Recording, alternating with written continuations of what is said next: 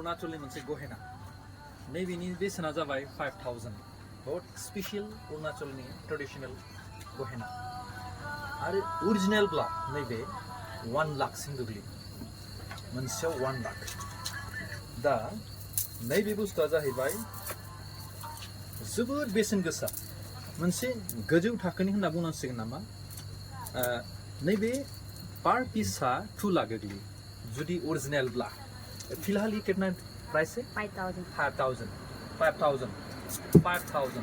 boat pure ब्ला नैबे मोनसेयावनो 2 लाख खाफाल गोनां नायनो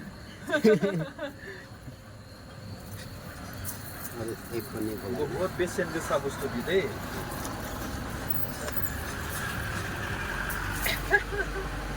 उल्था गानदों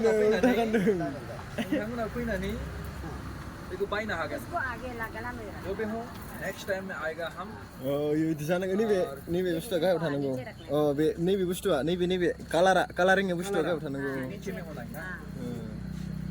जोबोद मोजां नांबाय दे नोंथांमोना जितु गोथां माला नुदोंमोन ना अरिजिनेलब्ला गरसे बेगरावनो 2 लाखसिम गोग्लैयो आरो मोनसे मालायाव बेसेबां जे माने दङ बेखौ नों सानना नायदो आरो गिदिर हाबायावहाय अरुणाचलाव बेखौ नांखाथारो